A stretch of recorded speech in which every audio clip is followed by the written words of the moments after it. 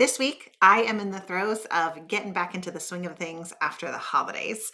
Merry Christmas and Happy New Year, one and all. I had a really nice break over the holidays. My husband took the time off between Christmas and New Year's, which he doesn't always do. We had an opportunity to travel and see some family and have a very special celebration and time with all of them. And it was lovely and really a much needed break, I think, for all of us, my husband and me, especially. And so, of course, as we're heading into 2026, we start doing all of our usual New Year sort of things. One of the fun traditions that my family has is we always choose a word of the year and a saint of the year. And there are both word of the year name generators, word generators, and then saint name generators that are out there by a comedian named Jen Fulwiler. If you just search for her saint name generator, you can find both of them, and they're linked to each other. And so this year, my saint is Saint Maria Goretti, which is really fun because I got a saint named Maria, and she is one of the saints that I have featured in a new children's book that I've been working on this past year, featuring the biographies of 51 different female saints that will be for young children. Well, not super young, 5th and 6th grade children. So that's really fun. But instead of doing a word generator for myself, I went into this holiday season knowing without a doubt what the Lord wanted my word to be. And that word for me is Shabbat, which is, of course, the Hebrew word for Sabbath, which is the day of rest, because my December was nutso. So on top of all of the extra crazy holiday things that everybody's December is always busy, all the Christmas and the giving and all of the extra things, I was also juggling being in a musical with two of my kids and doing all of those rehearsals and performances, which was a lot. And I had a hard deadline to finish my first draft of this book with the 51 saint biographies. The deadline was right before Christmas. And so all of December, I was just plowing through to get it done. And I felt frazzled and depleted and exhausted. My whole Advent felt like it was not a time of waiting and preparing, but it was a time of just running around and trying to get everything done. And I just craved rest. And I wanted to live our Sabbath. And so I came into the new year deciding on this word. But then I looked up the word Shabbat to see what it actually means. And actually, that word comes from the root word, which is to stop. So the Sabbath is, yes, rest, but also it means stop, to stop performing, to stop working, to stop producing, and to just be, to stop. And so I feel like the Lord has been calling me in this really profound way to stop. I love saying yes to things. I love being involved in things. I get excited about all sorts of opportunities that are all really good, positive, wonderful things in my life. But then what winds up happening is I say yes to too many things. I get in over my head and I have no rest. So I've been meditating on ways that I can really live this word throughout my year. And so I have for you, if any of this resonates with you, if you struggle at all with feeling like you don't have any rest in your life and you don't know how to stop, then I have 5 suggestions of ways that you can really incorporate this rest throughout 2026. And now for all my overachievers out there, I am not expecting you to do all 5. Sometimes we have to discern and say no, even if it is a good thing. And that happens to be my first suggestion. Learning how to say no, learning how to pause before being excited about something and jumping in and just automatically saying yes, that taking that moment to pray and ask for the Lord's will. And what I have found is if it is an opportunity that I have to say yes to that moment, if there's pressure, like you've got to say yes, no, or you're going to miss out on that, that is an easy no for me. I always ask and I say, thanks, let me think about it. I'm going to pray about it, talk to my husband about it, and we're going to discern before I jump into things. So that's my first suggestion. Learn and pray about when to say no.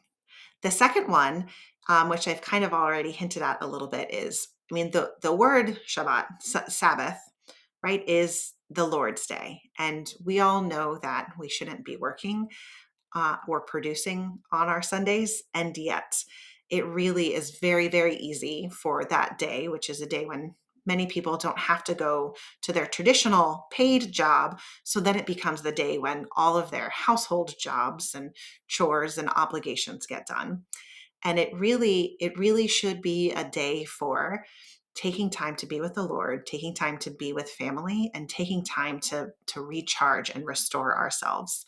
And that will look like different things for different people. And of course, there's some level of work you still have to do. If you have children at home, like, of course, you still have to prepare food for them and care for them and take care of their needs. And if you have elderly parents, go and visit them and take care of them. Like, there are some things that you still have to take care of, but the productivity and the working, really, if Sunday just becomes just another day of the week, it's no wonder that we start Monday mornings so exhausted.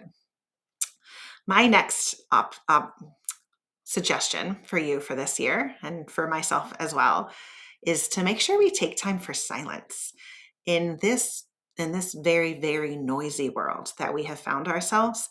It is difficult to get a moment of silence. And I mean silence, not like reading a book and not sitting out in nature and admiring the beauty. I mean closing your eyes and sitting and giving the Lord space to just be present with you, not asking for anything in prayer, not really looking for anything other than companionship back, but just giving your mind those few moments of just that peace and silence. And it doesn't have to be a lot. This could be, sitting on your bed for 5 minutes before you lay down at the end of the night, or choosing to not turn the radio or a podcast on when you're in the car. We can find these little moments where we just choose to turn the noise off and allow that silence for us to find and experience the presence of God. My next suggestion is schedule fun. And this is sort of counterintuitive because I'm saying that you should schedule something and put something more onto your plates. But the thing is that when we have recreation, when we have hobbies or events or things that we like to do, those things energize and fill us up and give us something that we can't get if we're just going on other people's schedule and to meet other people's needs. But so many of us, especially my fellow moms out there who know about serving and serving and serving our families and just giving and giving, that we don't sit and say, what do I need? And what is right for me? And how can I be filled up in this moment? And it sort of feels selfish and it feels wrong. But if we can start working in that fun and that recreation, particularly when it includes our family, it's so awesome. Like, my family, we love playing board games together, but rarely do we ever just like sit down and play board games. And so we have to think about it ahead of time and make sure that it's on our calendar. And for my family, one of my goals for this year actually is to do a tech-free Sunday, which will kind of combine these two. And so we will not be, watching TV or staring at our phones all day, getting lost in our devices. And instead, one of the things I really want to incorporate is more board game time with my kids. And so I'll be kind of doing both of those, hopefully, throughout the year on my Sabbaths. And my final suggestion, again, this one will probably ring very true for my other moms out there, is that we need to learn how to ask for and accept help. Sometimes when we are running around ragged, when we are so busy, when there is so much going on, it is because we are literally doing more than one person can. And society likes to tell us that we can and should get it all done, that it's our responsibility, that we can handle everything that we need to do and we need to produce, and it's our goals and it's our accomplishments and us, right? But the reality is that we were made for community. The Lord said that it was not good for man to be alone. Like, we were made for partnership with other humans, partnership with the Lord. So that might be asking the Lord for more help and learning to depend on Him more, or really reaching out to our spouses, extended family, getting the kids more involved with doing chores at home. asking our neighbors or people at the parish. When we feel like we're not in a place that we can handle everything on our own, it's probably because we're doing too much and we need help. And so if you've taken too much on your plate, which I am known to do from time to time, that might be a great opportunity for you too. So, just as a quick recap, some of your 5 options for slowing down and enjoying a little bit more peace this year in 2026 are: first, resolve to say no every once in a while, resolve to rest on your Sundays, resolve to make time for silence in your life, resolve to schedule fun, and finally, resolve to ask for and accept help. That's all I have for you this week. I'm Maria Riley, just a sinner in the throes of trying to be a saint.